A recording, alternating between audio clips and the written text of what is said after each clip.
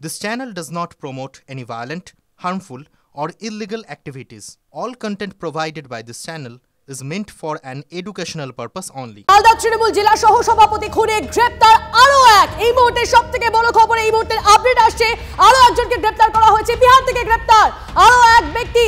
কথা বলবো, আমাদের প্রতিনিধি সুব্রতোষ আমাদের সঙ্গে রয়েছেন, সুব্রতোষের সঙ্গে কথা বলবো। তবে এই মুহূর্তে যে খবর বারবার করে আমরা দেখাচ্ছি, তল্লাশিতে উদ্ধার একাধিক আগ্নেয়াস্ত্র এবং বিহার কালেকশন। বারবার করে এই ঘটনায় বিহার কালেকশন সামনে এসেছে।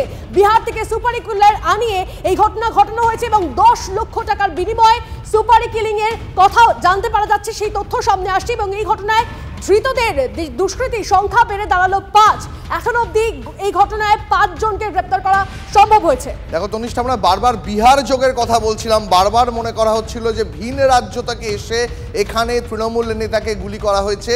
পুলিশ কিন্তু তদন্তে নেমে এবার আরও স্পষ্ট করতে পারলো বিহার যোগ, কারণ এই যে পঞ্চম দুষ্কৃতী যাকে গ্রেপ্তার করা গেছে, যার নাম গনি, সে কিন্তু বিহারের বাসিন্দা। তাই কিন্তু বিহারে গিয়ে পুলিশ, রাজ্য পুলিশ বিহারে অভিযান চালিয়ে সেখান থেকে তাকে গ্রেপ্তার করে এনেছে।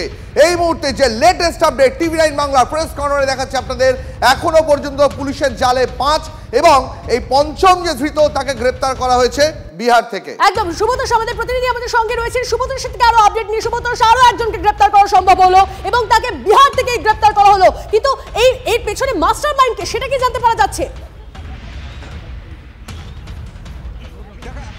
পুলিশ মোটামুটি 6 জনকে টার্গেট করে এগোচ্ছে। এর মধ্যে 4 জনকে ইতিমধ্যে গ্রেপ্তার করে নিয়েছে। আরও 2 জনকে পুলিশ মধ্যে আরও 1 জনকে আটক করেছে এবং 1 জন এখনও পর্যন্ত পলাতক আছে। মোট একটু আগে যেটা পুলিশের সঙ্গে কথা হচ্ছিল এবং একজন পুলিশ আধিকারিক যেটা জানাচ্ছিলেন যে মোট 6 জনকে টার্গেট করে তারা এগোচ্ছেন এবং ইতিমধ্যেই তাদের মধ্যে 4 জন অলরেডি অ্যারেস্টেড এবং আরও 1 জনকে তারা আটক করেছেন এবং এছাড়া আরও 1 জন রয়েছে, তার তল্লাশি চলছে। হয়তো খুব শিগগির তাকেও তাদের নিজেদের জালে নিয়ে নেবেন। এখন এই মুহূর্তে যেটা পাওয়া যাচ্ছে যে বিহারের যোগ যেটা আরও কনফার্ম করেছে ইতিমধ্যেই, সামি আক্তার বলে যে একজনকে কাঠিয়ারের বাসিন্দা, বিহারের আজিমনগরের বাসিন্দা কাঠিয়ারের, তাকে তো অ্যারেস্ট করেই ছিল। এবার আব্দুল গনি নামে একজনকে গ্রেপ্তার করা হলো হরিশ্চন্দ্রপুরের থানা থেকে, হরিশ্চন্দ্রপুর থানা এলাকা থেকে। এবং সেখানে বিহার খুব কাছে, হরিশ্চন্দ্রপুর থানা এমন একটা জায়গা, সেখান থেকে কুমেতপুর হয়ে বিহার যাওয়া সেখানে খুব স্বাভাবিক ব্যাপার। হেঁটে যাওয়া যায়, বাইকে যাওয়া যায়, যে কোনোভাবেই যাওয়া যায়, ফলে খুবই সহজ বিহারের সাথে যোগসাযোগ। এমনকি আর্মস পাচারের ক্ষেত্রে ওখানকার আহমেদাবাদ, বিহারের আহমেদাবাদের সঙ্গে হরিশ্চন্দ্রপুর হয়ে আর্মস পাচার নিয়মিতভাবে হয়। পুলিশ বহুবার এই ধরনের আর্মস রিকভারি করেছে।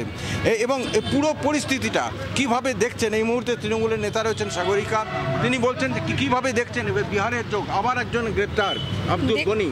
দেখুন, আমরা সবাই খুব মর্মাহত এবং আতঙ্কিত যে এই ঘটনা। আপনারা সকলে দেখেছেন যে আমাদের তৃণমূলের যিনি জেলা সভাপতি ছিলেন প্রাক্তন, আমাদের মালদা তৃণমূল কংগ্রেসের প্রতিষ্ঠাতা, ওনাকে যেভাবে নৃশংসভাবে হত্যা করা হয়েছে এবং এর পেছনে যে একের পর এক আমরা দেখতে পাচ্ছি, ইতিমধ্যে আমরা দেখতে পেয়েছি বিহারেরও যোগ।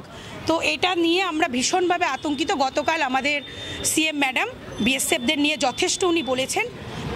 তো এখানে বিহারের যোগ যেটা দেখা যাচ্ছে যে আব্দুল গনিকে অ্যারেস্ট করা হলো এবং তাকে অলরেডি নিয়ে আসা হচ্ছে। তো কিভাবে দেখছেন আর্মস পাচার থেকে শুরু করে সেখান থেকে কিভাবে আসছে, কি মানে আপনি তো জানেন, আপনি তো গ্রাসরুটের লেভেলের নেত্রী।